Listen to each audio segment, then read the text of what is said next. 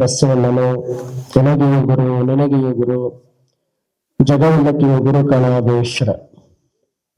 ಕೇರಳದ ವೀರಸಿಂಹಾಸನ ಸಂಸ್ಥಾನ ಮಠದ ಆಶ್ರಯದಲ್ಲಿ ಏರ್ಪಾಡಾಗಿರುವ ಕಾರ್ತಿಕ ಜ್ಞಾನ ದೀಪೋತ್ಸವದ ಈ ಪವಿತ್ರ ಸಮಾರಂಭದ ದಿವ್ಯ ಸಾನ್ನಿಧ್ಯವನ್ನು ದಯಪಾಲಿಸಿ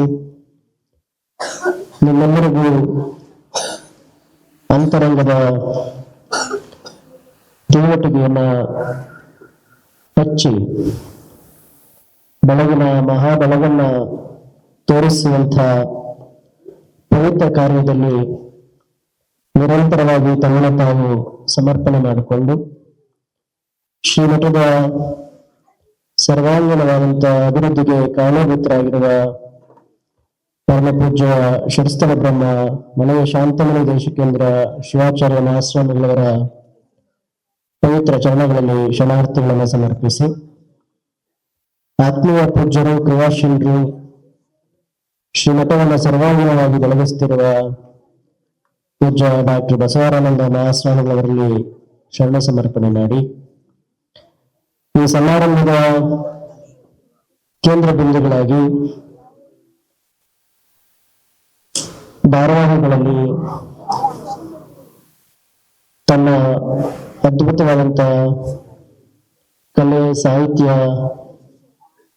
ಜ್ಞಾನದ ಮೂಲಕ ನಾಡಿನ ಮಹಾಜನತೆಯ ಮನಸ್ಸಿನಲ್ಲಿ ಸದಾ ಅಸನ್ಮುಖವನ್ನ ತರುವಂಥ ಪವಿತ್ರ ಕೆಲಸದಲ್ಲಿ ತಮ್ಮನ್ನು ತಾವು ತೊಡಗಿಸಿಕೊಂಡಿರುವ ಅನುಭಾವಿಗಳಾದ MS ನರಸಿಂಹಮೂರ್ತಿಯವರೇ, ಈ ಸಮಾರಂಭದಲ್ಲಿ ಸನ್ಮಾನವನ್ನು ಸ್ವೀಕಾರ ಮಾಡುವುದರ ಮೂಲಕ ಜ್ಞಾನದ ಕಾರ್ತಿಕ ದೀಪೋತ್ಸವದ ಈ ಶಬ್ದಗಳಿಗೆ ಘನತೆಯನ್ನ ಗೌರವವನ್ನ ತಂದುಕೊಡುವುದರ ಮೂಲಕ ಆ ಸ್ಥಾನವನ್ನು ತುಂಬಿರುವಂತಹ ಹಿರಿಯರು ಅನುಭಾವಿಗಳು ಪೂಜ್ಯ ಶಿವಕುಮಾರ ಮಹಾಶಿವಗಳವರ ಆಶೀರ್ವಾದಕ್ಕೆ ಪಾತ್ರರಾದಂಥ ವಿದ್ವಾನ್ ಕೋರಂ ಬಸವರಾಜ್ರವರೇ, ಮತ್ತೊಬ್ಬರು ನಮ್ಮ ಮಠದ ಮಗಳು ಅಂತ ಹೇಳಿದ್ರೆ ತಪ್ಪಾಗ್ಲಿಕ್ಕಿಲ್ಲ, ನಮ್ಮ ಪೂರ್ಣಮ ಸುಗ್ರಾಜ್ರವರೇ, ನಮ್ಮ ಪ್ರಭುರವರೇ, ಗೋಲಾಸ್ವಾಮಿಯವರೇ, ಸದಾಶಿವನವರೇ, ನಮ್ಮ ವೇದ ಅವರೇ, ರಾಜನವರೇ, ಎಲ್ಲ ವೇದಿಕೆ ಮೇಲೆ ಆಸೀನರಾಗಿರುವಂತ ಎಲ್ಲ ಆಹ್ವಾನಿತರೆ, ಎಲ್ಲ ಸಣ್ಣ ಬಂಧುಗಳೇ, ತಾಯಂದಿರೇ, ಪ್ರೀತಿಯ ಮಕ್ಕಳೇ, ಭಾರತೀಯ ಪರಂಪರೆಯಲ್ಲಿ ಕಾರ್ತಿಕ ಮಹೋತ್ಸವದ ಮಹತ್ವವನ್ನು ನೀವೆಲ್ಲ ತಿಳಿದುಕೊಂಡಿರ್ತಕ್ಕಂಥವರಾಗಿದ್ದೀರಿ.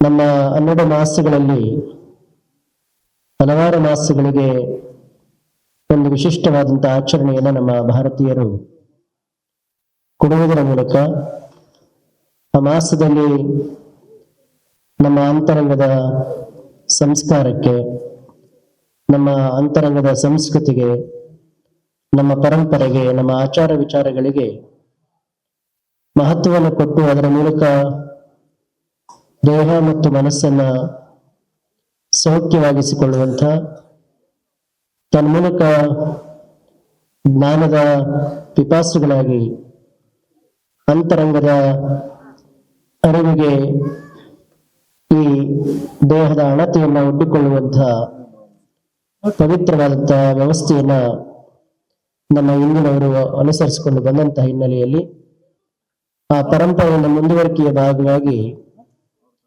ಇವತ್ತಿಗೂ ಸಹಿತ ಮಠಮಾನ್ಯಗಳಲ್ಲಿ, ದೇವಾಲಯಗಳಲ್ಲಿ ನಾವು ಕಾರ್ತಿಕ ಮಾಸವನ್ನ ದೀಪವನ್ನು ಹಚ್ಚುವುದರ ಮೂಲಕ ಸಾಂಕೇತಿಕವಾಗಿ ನಮ್ಮೊಳಗಿನ ಅಂತರಂಗದ ಕತ್ತಲನ್ನು ಕಳೆದುಕೊಳ್ಳುವಂತಹ, ಸತ್ಯದ ಅರಿವನ್ನು ಜಾಗೃತಿಗೊಳಿಸಿಕೊಳ್ಳುವಂಥ ಒಂದು ಕಾರ್ಯಕ್ರಮ ನಡೆಸಿಕೊಂಡು ಬರ್ತಾ ಇದ್ದೇವೆ. ಆ ಹಿನ್ನೆಲೆಯಲ್ಲಿ ಅದಕ್ಕೆ ಒಂದು ಹೊಸ ಅರ್ಥವನ್ನ, ಹೊಸ ಸ್ವರೂಪವನ್ನ ಪೂಜ್ಯ ಮನೆಯ ಶಾಂತಮಣಿ ಶಿವಾಚಾರ್ಯ ಮಹಾಸ್ವಾಮಿಗಳವರು ಕಲ್ಪಿಸಿರ್ತಕ್ಕಂತಹದ್ದು. ಅವರು ಹೇಳಿದ ಹಾಗೆ ಲಕ್ಷ್ಯದ ದೀಪೋತ್ಸವದ ಬದಲು ಆತ್ಮದ ಲಕ್ಷ್ಯದ ದೀಪೋತ್ಸವದ ಒಂದು ಕಾರ್ಯಕ್ರಮ ಇದೆ ಅನ್ನುವಂತಹ ಮಾತನ್ನ ಉಲ್ಲೇಖ ಮಾಡಿದ್ರು.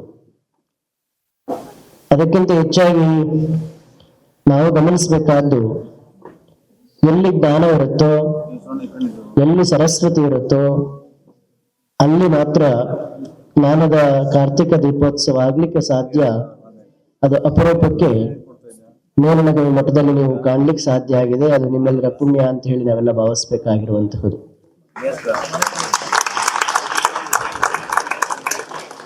ನಾಡಿನಲ್ಲಿ ಹಲವಾರು ಮಠಗಳಿರಬಹುದು, ಹಲವಾರು ಸೇವಾ ಕ್ಷೇತ್ರಗಳಿರಬಹುದು. ಆದರೆ ಜ್ಞಾನವೇ ಪೂಜೆ ಅಂತ ಹೇಳಿ ಭಾವಿಸಿದಂಥ ಅಪರೂಪದ ಸ್ವಾಮಿಗಳು ಅಂತ ಹೇಳಿದ್ರೆ ಅದು ಮನವಿ ಶಾಂತಮುನಿ ಶಿವಾಚಾರ್ಯ ಮಹಾಸ್ವಾಮಿಗಳವರು. ಆ ಕಾರಣಕ್ಕಾಗಿ ಅವರು ಜ್ಞಾನದ ಪೂಜೆಯನ್ನ ಅವರು ಅಷ್ಟೇ ಮಾಡ್ತಾ ಇಲ್ಲ, ನಿಮ್ಮೆಲ್ಲರಿಗೂ ಸಹಿತ ಜ್ಞಾನದ ಪೂಜೆಯ ಫಲ ಸಿಗಬೇಕು ಅನ್ನುವಂತಹ ಕಾರಣಕ್ಕಾಗಿ ಇವತ್ತು ನಿಮ್ಮೆಲ್ಲರಿಗೆ ಜ್ಞಾನದ ದೀಪೋತ್ಸವದ ಈ ಕಾರ್ಯಕ್ರಮ ರೂಪಿಸಿರ್ತಕ್ಕಂತಹದ್ದು. ಮನುಷ್ಯ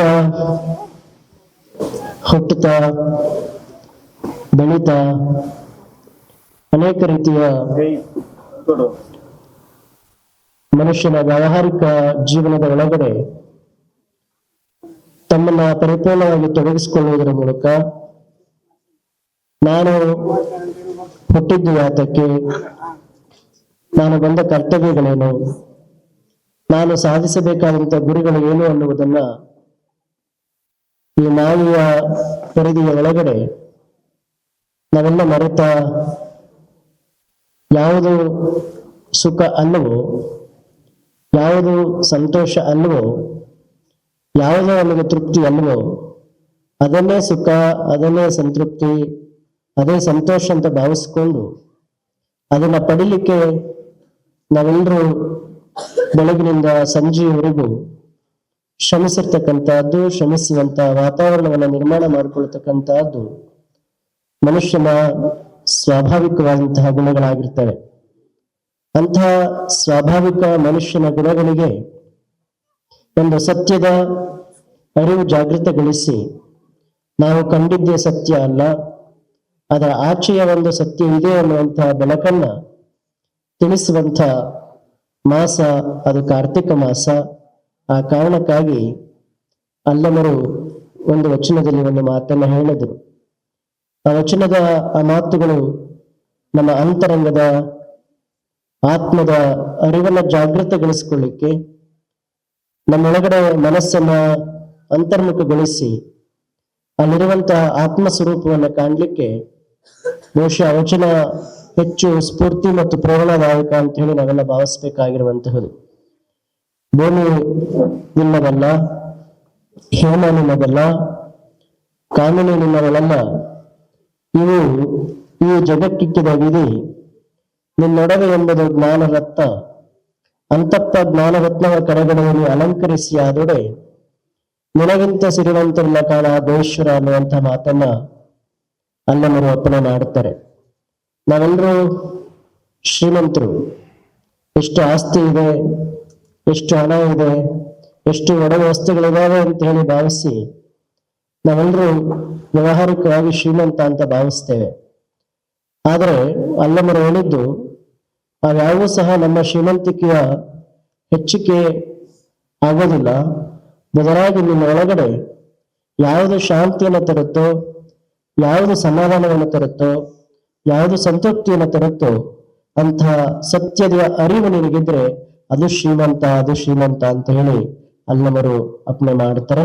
ಅಂತಹ ಸತ್ಯದ ಅರಿವನ್ನ ಜಾಗೃತಿಗೊಳಿಸಿಕೊಳ್ಳುವಂತಹ ಒಂದು ಪವಿತ್ರ ವೇದಿಕೆ ನೇರನಗರ ಮಠದಲ್ಲಿ ಪ್ರತಿ ವರ್ಷ ಕಾರ್ತಿಕ ಮಾಸದಲ್ಲಿ ನಡೀತಕ್ಕಂಥ ಪವಿತ್ರ ಕಾರ್ಯ. ಒಳಗಿನ ಮಹಾಧನವನ್ನ, ಅಂತರಂಗದ ಶಿವಚೈತನ್ಯವನ್ನ ದೇಹದ ಶಿವ ಸ್ವರೂಪಕ್ಕೆ ಇಳಿಸುವಂತ, ಅಂತರಂಗದ ಶಿವಚೈತನ್ಯವನ್ನ ದೇಹಕ್ಕೆ ಶಿವ ಸ್ವರೂಪವನ್ನು ಇಳಿಸುವಂತ ಒಂದು ಮಾಸ ಅದು ಕಾರ್ತಿಕ ಮಾಸ ಅಂತ ಹೇಳಿ ಭಾವಿಸಿ ನಮ್ಮ ವಿದ್ವಾಂಸರಾದ ಅನುಭಾವಿಗಳಾದ ನಮ್ಮ ಬಸವರಾಜರವರು ಅತ್ಯಂತ ಮೌಲ್ಯಯುತವಾದಂತಹ ನಿಮ್ಮ ಒಳಗನ್ನ ಹೊರಗನ್ನ ಶುದ್ಧಿ ಮಾಡಿಕೊಳ್ಳಿಕ್ಕೆ ಬೇಕಾಗುವಂಥ ಆ ದೀಪದ ಹಣತೆ ಸದಾ ಪ್ರಜ್ವಲಿಸ್ಲಿ ಅನ್ನುವಂಥ ಭಾವನೆಯನ್ನ ಮೂಡಿಸ್ಲಿಕ್ಕೆ ಯಾರು ಕಾರಣ ಅಂತ ಹೇಳಿದ್ರೆ ಅದು ಶಿವಯೋಗಿ ಕಾರಣ ಅನ್ನುವಂತಹ ಮಾತುಗಳನ್ನ ಅವರು ಹೇಳುತ್ತಾರೆ. ಶಿವಯೋಗಿಯ ದರ್ಶನವೇ ನಮ್ಮೊಳಗಿನ ಎಲ್ಲವನ್ನ ಕಳೆದು ಅಲ್ಲಿ ಒಂದು ಶಿವ ತತ್ಸ್ವರೂಪವನ್ನು ತತ್ತರಲಿಕ್ಕೆ ಸಾಧ್ಯ ಆಗುತ್ತೆ ಅನ್ನುವಂಥ ನಮ್ಮ ಎಲ್ಲ ಅನುಭವದ ಮಾತುಗಳನ್ನ ಮತ್ತೊಮ್ಮೆ ನೆನಪು ಮಾಡಿಕೊಳ್ತಾ ನೀವೆಲ್ಲರೂ ಅಂತ ಶುಭಾವವನ್ನ ಮನಸ್ಸಿನಲ್ಲಿ, ಹೃದಯದಲ್ಲಿ, ಭಾವನೆಗಳಲ್ಲಿ ತುಂಬಿಕೊಂಡು ಆ ಬೆಳಕು ನಿಮ್ಮ ಒಳ ಹೊರಗನ್ನ ಶುದ್ಧಿಗೊಳಿಸಲಿ ಅನ್ನುವಂತ ಆಶಯದ ಮಾತುಗಳನ್ನ ಈ ಸಂದರ್ಭದಲ್ಲಿ ಹೇಳ್ತಾ, ಪೂಜ್ಯರು ಪ್ರತಿ ವರ್ಷ ಇಂತಹ ಒಂದು ಪವಿತ್ರ ಕಾರ್ಯದಲ್ಲಿ ತಮ್ಮನ್ನು ನಿರಂತರವಾಗಿ ತೊಡಗಿಸಿಕೊಳ್ಳತಕ್ಕಂತಹದ್ದು.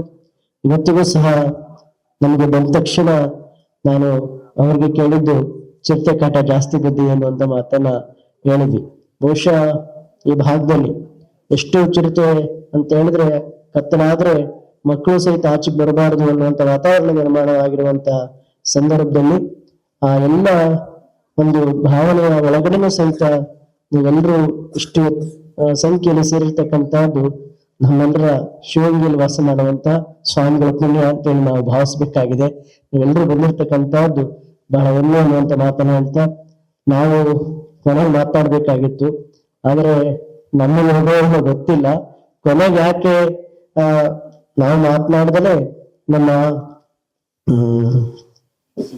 ನರಸಿಂಹಮೂರ್ತಿಯವರಿಗೆ ಇಟ್ಟಿದೆ ಅಂತ ಹೇಳಿದ್ರೆ ನಮ್ಮ ಮಾತಿಗೆ ನೀವು ಯಾರು ಇರಲ್ಲ, ಚೇರ್ ಖಾಲಿ ಮಾಡಿ ಪ್ರಸಾದಕ್ಕೆ ಹೋಗ್ತೀರಿ, ಅವರಾದ್ರೆ ಕೊನೆಯವರೆಗೂ ಕೂತ್ಕೊಳ್ತಾರೆ ನೀವು ಅಂತೇಳಿ ಅವ್ರಿಗೆ ಕೊನೆ ಕೊಟ್ಟಿರ್ತಕ್ಕಂಥ ಸಂಪ್ರದಾಯ ಆಗಿದೆ ಅನ್ನುವಂಥ ಮಾತನ್ನ ಈ ಸಂದರ್ಭದಲ್ಲಿ ಹೇಳ್ತಾ, ಪ್ರಸಾದ ಮನುಷ್ಯನಿಗೆ ಅಗತ್ಯವಾಗಿ ಬೇಕಾಗಿರುವಂತಹದ್ದು.